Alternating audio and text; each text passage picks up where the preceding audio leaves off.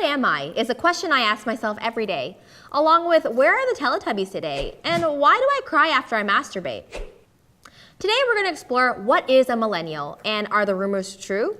Are millennials lazy? Everyone holds an opinion, especially the people who really shouldn't.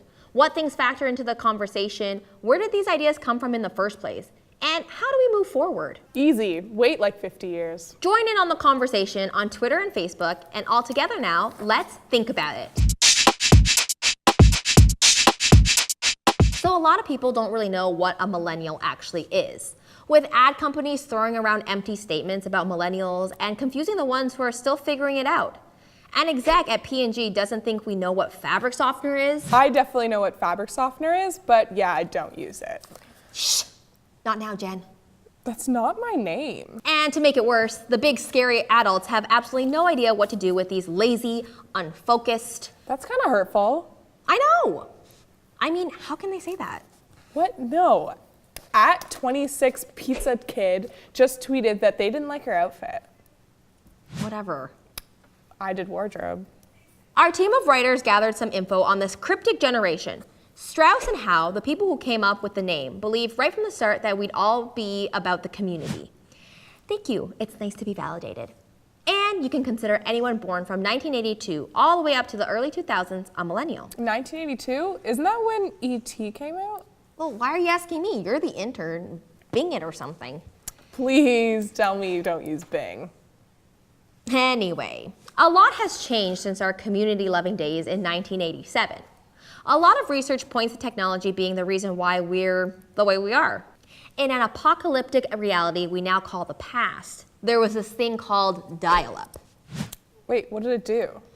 You couldn't use internet and a landline at the same time. Wait, what's a landline? It's like a cell phone for your house. That doesn't make sense. It used to. Landlines, like other dated technology, continue to evolve. Things just keep getting smaller, faster, and more widespread. Most millennial kids grew up with Pokemon, Tamagotchis, and TV, so they already had close ties with technology. These kids were introduced to escapism from the very beginning, and it's hard to get out of that habit at any time in life. You know what I mean if you have ever tried taking a smartphone from a toddler. Tech has become an inseparable part of our lives. I mean, what else is there? Sunlight? Check your pockets, check your desk, what's in front of you. I mean, besides all the things you're avoiding. Your cell phone, laptop, something that's connected to the internet. When was the last time you checked your Instagram feed? How many times in the past 10 minutes? Do you really want to know the answer to that? This global addiction to smartphones and social media has really only become a reality in the past few years. The iPhone, released in 2007, is in more pockets than the head Cheeto, Trump himself. In other words, if the iPhone were a person, they would barely be 10. They'd still be asking if the Titanic was fiction. Speaking of, I just have this picture. Look, I love both your cats, but this is just gonna have to wait, okay? The way that tech evolved so quickly has our heads spinning. It gives us this strange perception of time and has us obsessed with nostalgia and a longing for simpler times. Life got so much faster in a very short period of time. Anything you could want could be bought online and delivered to your door the next day. At the tap of a button, you can escape any boring small talk you don't want to deal with. Swipe to get a date, block to ignore, world news in 140 characters.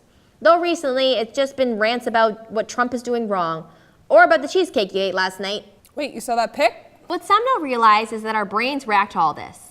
A pheromone called dopamine is released in your brain the moment you hit a button, get that 100th like on Instagram, watching that story on Snapchat. Looking at your crush's profile pic from 3 years ago. No comment. But easy mistakes like that lead me to my next point. How many times have you heard things were better without smartphones and social media? I feel like only white people say that. Growing up is hard. Everyone needs to retreat from real life and the stress that comes with it. It's natural, and technology allows us to explore that. But is this escape to tech healthy for kids still developing? Learn something about the ideas of the danger of social media from this viral video. And do I have to point out the irony? So look up from your phone, shut down those displays. We have a finite existence, a set number of days. Don't waste your life getting caught in the net, as when the end comes, nothing's worse than regret.